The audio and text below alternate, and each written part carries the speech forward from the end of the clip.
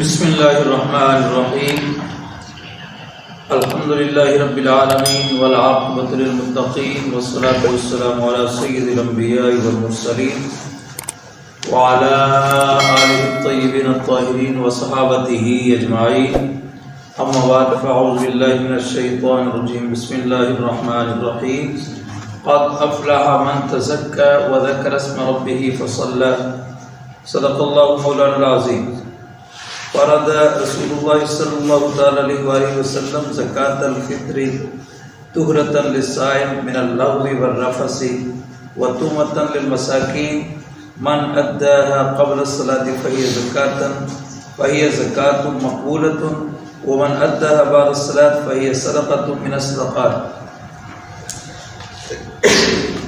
صدق اللہ مولانا العظیم وبلغنا رسولہ النبی الکریم الامین۔ بڑی محبت ادب و احترام کے ساتھ درود السلام کا نذرانہ پیش فرمائیں۔ الصلاۃ والسلام علیکم یا سیدی یا رسول اللہ وعلی آلہ وصحبہ بزرگ اور دوستو، اللہ رب العزت کے فضل اور احسان کے ساتھ آج رمضان مبارک کے 28 روزے مکمل ہو چکے ہیں۔ 29ویں رات میں ہم موجود ہیں، جس کے بارے میں شب قدر کا بھی ایک سوچا جا سکتا ہے۔ رسول پاک صلی اللہ علیہ وسلم کے فرمان کے مطابق کہ شب قدر آخری عشرہ کی طاق راتوں میں تلاش کرو، تو یہ بھی طاق رات ہے اور آخری رات ہے۔ ہو سکتا ہے کہ یہ بھی شب قدر ہو، دعا کریں اللہ رب العزت ہمیں، اگر یہ شب قدر ہے تو اس کی برکات ہمیں نصیب فرمائے۔ تو آج جس ٹاپک میں بات کرنا چاہتا ہوں وہ ہے صدقہ فطر۔ رمضان مبارک کی جو مخصوص عبادات ہیں ان میں نماز تراویح ہے، روزہ ہے، اعتکاف ہے، اور یہ آخری عبادت ہے جس کا تعلق رمضان مبارک کے آخر کے ساتھ ہے۔ اس کا نام کیا ہے؟ صدقہ فطر۔ اس کا تعلق قرآن پاک میں بھی ہے، اس کا ذکر قرآن پاک میں بھی ہے، اور کئی احادیث مبارکہ میں بھی اس کا ذکر موجود ہے۔ جو آیت مبارکہ میں نے پڑھی ہے 30ویں پارے کی سورہ اعلیٰ ہے، اور اس کی 2 آیتیں ہیں، ایک آیت نمبر 14، ایک آیت نمبر 15۔ 14 اور 15 یہ 2 آیتیں ہیں قرآن پاک کی، جس میں اللہ رب العزت ارشاد فرماتا ہے قد افلح من تزکا، کہ بے شک کامیاب ہو گیا وہ آدمی جو پاک ہوا، جس نے اپنا تزکیہ کیا، جس نے اپنے آپ کو پاک کیا، وذکر اسم ربہ، اور جس نے اپنے رب کا نام لیا، فصلی، پھر اس کے بعد اس نے نماز ادا کی، نماز کے لیے کھڑا ہوا یا نماز اس نے ادا کی۔ اب اس آیت کریمہ میں کامیابی کا راز کیا بتایا گیا کہ کامیاب ہے، اور اللہ رب العزت نے فرمایا بے شک وہ کامیاب ہے، یعنی اس کی کامیابی میں کوئی شک ہی نہیں ہے، پکی بات ہے کہ وہ کامیاب ہے۔ کون؟ من تزکا، جو پاک ہو، جس نے اپنے آپ کا تزکیہ کیا۔ اب اس تزکیہ سے کیا مراد ہے، اس پاکی سے کیا مراد ہے، اس کے بارے میں مفسرین کرام بیان فرماتے ہیں کہ اس تزکیہ سے مراد صدقہ فطر کی ادائیگی ہے، یعنی اس کا مطلب کیا ہوگا؟ قد افلح من تزکا، بے شک کامیاب ہو گیا وہ آدمی جس نے صدقہ فطر ادا کیا، وہ پاک ہو گیا، وہ کامیاب ہو گیا۔ اللہ اکبر۔ تبیان القرآن میں اسی آیت کے تحت، اسی آیت کریمہ کے تحت بڑی تفصیل بیان فرمائی گئی ہے، اور احادیث مبارکہ سے کئی روایات سے یہ بات ثابت کی گئی ہے۔ قد افلح من تزکا، اس کے اندر صدقہ فطر کا ذکر کیا جا رہا ہے۔ اللہ رب العزت نے صدقہ فطر کا اس میں ذکر کیا ہے، بلکہ ایک حدیث مبارکہ اس طرح ہے، حضور سے صدقہ فطر کے بارے میں سوال ہوا۔ رسول پاک صلی اللہ تعالی علیہ وسلم کی بارگاہ عالیہ میں کسی آدمی نے صدقہ فطر کے بارے میں سوال کیا، تو نبی پاک صلی اللہ تعالی علیہ وسلم نے ارشاد فرمایا قد افلح من تزکا۔ آپ نے یہی آیت پڑھی اور فرمایا اس سے مراد صدقہ فطر ہے۔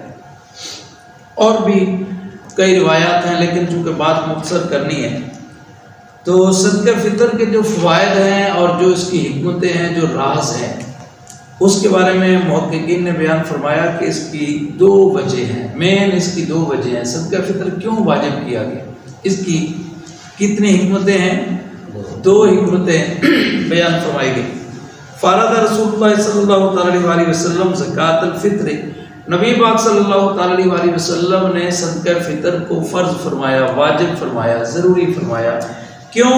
طہرۃ للصائم من اللغو والرفث، یعنی ایک فائدہ تو یہ ہے کہ جو روزے دار ہے، جس نے روزے رکھے ہیں رمضان مبارک میں، اس نے روزے رکھے ہیں، تو روزے کے دوران، روزہ رکھنے کے دوران روزہ اگر اس سے کوئی لغو بات ہو گئی، کوئی ایسی غلطی ہو گئی، کوئی زبان سے ایسا لفظ جو ہے وہ ادا ہو گیا جو روزے کے آداب کے منافی ہے، یا ایسی کوئی اس سے عمل ہو گیا، کوئی ایسی حرکت ہو گئی جو نماز کے ہے، جو روزہ کے آداب کے خلاف ہے، تو اب جب وہ صدقہ فطر ادا کرے گا تو وہ جو لغو اور رفث تھا، جو کمی تھی، جو آداب میں یعنی خلاف ورزی ہوئی ہے، جو بے ادبی ہوئی روزے کی، صدقہ فطر ادا کرنے سے اس کی وہ بے ادبی جو ہے وہ دور ہو جائے گی، اس کا وہ روزہ پاک صاف ہو جائے گا۔ ایک فائدہ صدقہ فطر کا یہ ہے۔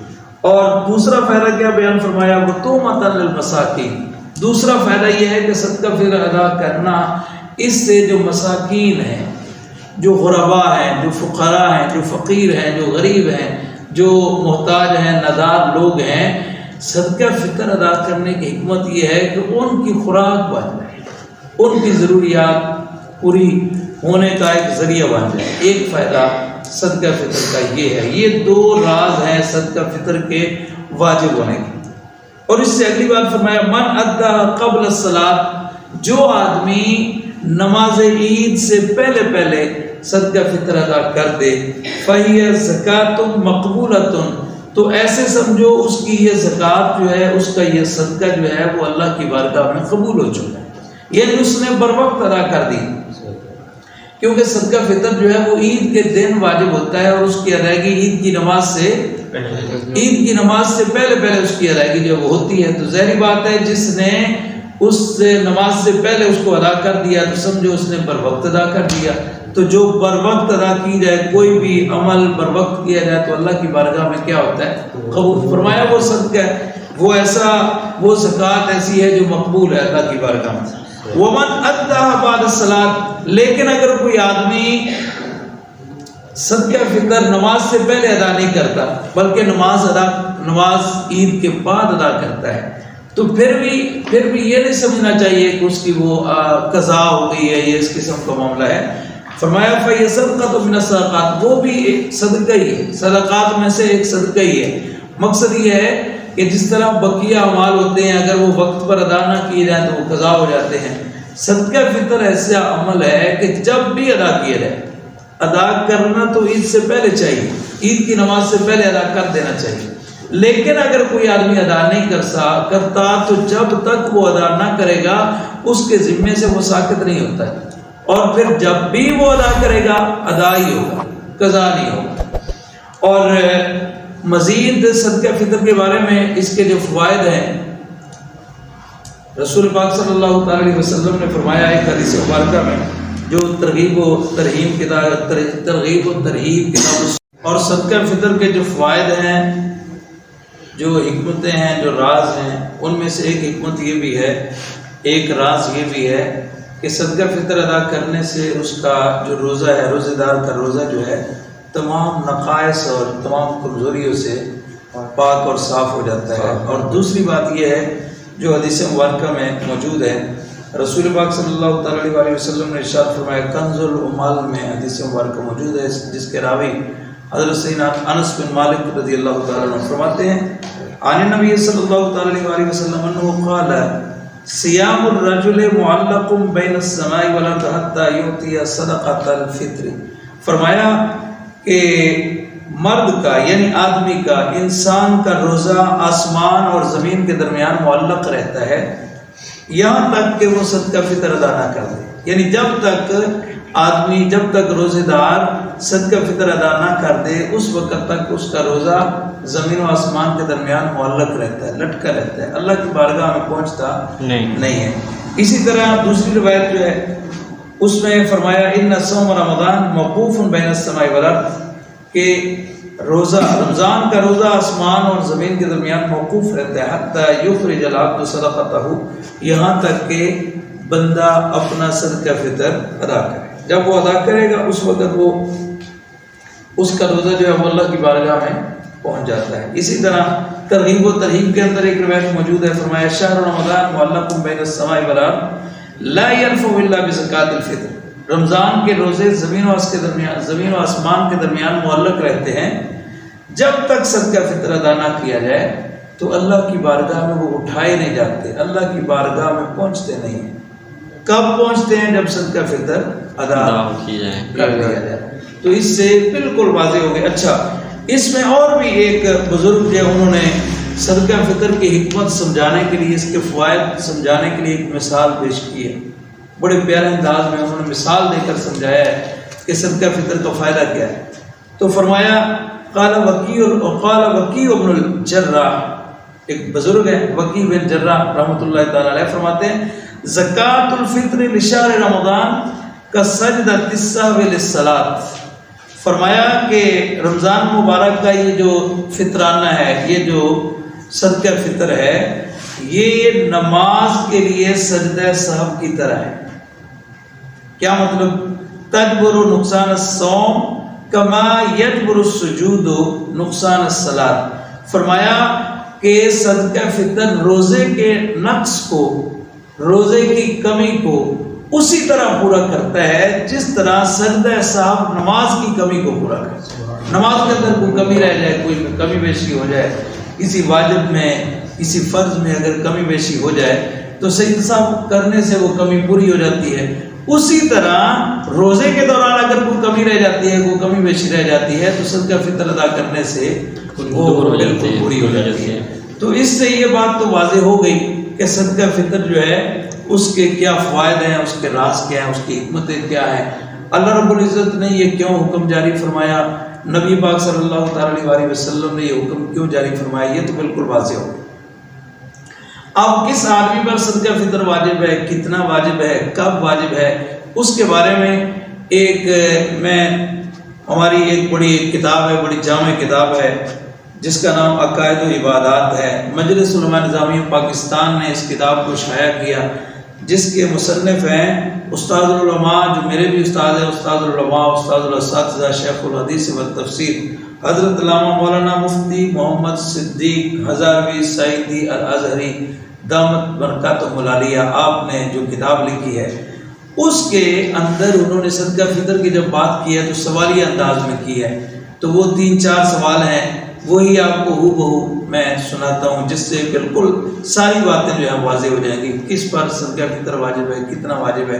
تو پہلا سوال یہ ہے کہ صدقہ فطر کسے کہتے ہیں؟ کیا سوال ہے؟ صدقہ فطر کسے کہتے ہیں؟ تو اس کا جواب یہ فرمایا گیا کہ ہر مالک نصاب پر، جو مسلمان مالک نصاب ہے، ہر مالک نصاب مسلمان پر عید الفطر کے دن، عید الفطر کا دن کون سا ہوتا ہے؟ یکم شوال کا دن، جب رمضان ختم ہوتا ہے، اگلا مہینہ جب شروع ہوتا ہے تو اس کی پہلی ڈیٹ کو، پہلی تاریخ کو عید ہوتی ہے۔ تو عید الفطر کے دن اپنی طرف سے اور اپنی نابالغ اولاد کی طرف سے مال کا کچھ حصہ جو مستحق کو دیا جاتا ہے، غریب اور مسکین کو دیا جاتا ہے، اس حصے کو صدقہ فطر کہتے ہیں۔ دوسرا سوال یہ ہوا کہ کیا بالغ اولاد کی طرف سے یا بیوی کی طرف سے بھی صدقہ فطر واجب ہے کہ نہیں ہے؟ تو اس کے جواب میں فرمایا گیا جی نہیں، بالغ اولاد کی طرف سے یا بیوی کی طرف سے صدقہ فطر ادا کرنا اس پہ واجب نہیں ہے، لیکن اگر ان کی اجازت سے، اگر وہ سربراہ ہے تو ان کی طرف سے بھی ادا کر دے تو ادا ہو جائے۔ آگے تیسرا سوال یہ ہے کہ صدقہ فطر کی مقدار کیا ہے؟ یہ بھی بڑا اہم سوال ہے، لوگ سوال کرتے ہیں کتنی مقدار ہے اس کی، صدقہ فطر کی مقدار کتنی ہے؟ تو اس کے جواب میں فرمایا کہ جو حدیث مبارکہ میں تفسیر ہے اس کا خلاصہ ہے، فرمایا کہ تین چار چیزیں ہیں، ایک گندم ہے اور ایک کھجور ہے، ایک کشمش ہے اور ایک جو ہے، ان کی مقدار الگ الگ ہے۔ فرمایا کہ اگر گندم دینا چاہے یا آٹا دینا چاہے، گندم کا آٹا، تو اس کی مقدار کتنی ہے؟ 2 کلو، 2 کلو گندم یا اس کا آٹا، اور پھر 4 کلو کھجور یا جو یا کشمش یا یہ کھجور، جو یا کشمش، یہ چیزیں اگر دینا چاہے، سوگی جسے ہم کہتے ہیں، یہ اگر دینا چاہے صدقہ فطر میں، تو اس کی مقدار کتنی ہے؟ 1 سا، یعنی 4 کلو، 4 کلو کھجوریں، مطلب وہ 2 کلو آٹا دے یا گندم دے یا اس کی قیمت دے، اسی طرح 4 کلو کھجوریں دے یا 4 کلو جو دے یا 4 کلو کشمش دے، چاہے یہ چیزیں خود دے یا ان کی قیمت دے، تو یہ صدقہ فطر کی مقدار ہے۔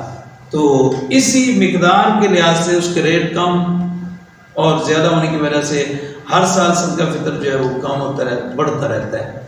تو آج کل اس سال میں جو صدقہ فطر کی مقدار علماء کرام نے مقرر فرمائی ہے، وہ کئی علاقوں کے لحاظ سے بھی ہوتا ہے، کسی علاقے میں گندم کا ریٹ زیادہ ہوتا ہے تو وہاں اس کی مقدار جو ہے وہ زیادہ بیان کر دی جاتی ہے، جس طرح عام طور پہ 170 بیان کیا جا رہا ہے۔ تو یہ یقیناً کراچی کے علاقے کا یہ ریٹ ہے، لیکن ہمارے پنجاب میں جو علماء کرام نے مقرر فرمایا ہے اس کی مقدار تقریباً احتیاطاً 150 روپے، 150 روپے فی کس۔ اچھا، اس سے اگلا ایک سوال ہے بڑا اہم کہ زکوٰۃ اور صدقہ فطر کے نصاب میں کیا فرق ہے؟ زکوٰۃ اور صدقہ فطر کے نصاب میں کیا فرق ہے؟ تو اس کا جواب، اس کے 2 فرق بیان فرمائے گئے۔ ایک فرق تو یہ ہے کہ زکوٰۃ کی ادائیگی مالک نصاب بننے کے 1 سال بعد فرض ہوتی ہے، یعنی ایک آدمی مالک نصاب بن گیا تو اسی وقت اس کو زکوٰۃ دینا اس پہ فرض نہیں ہوئی ہے۔ کب فرض ہوگی؟ جب اس پر اس کو سال گزر جائے گا، یعنی جب اگلا سال آ جائے اور اتنا مال جو اس کے پاس اگر وہ موجود ہے درمیان، تو اس پر زکوٰۃ ادا کرنا واجب ہے۔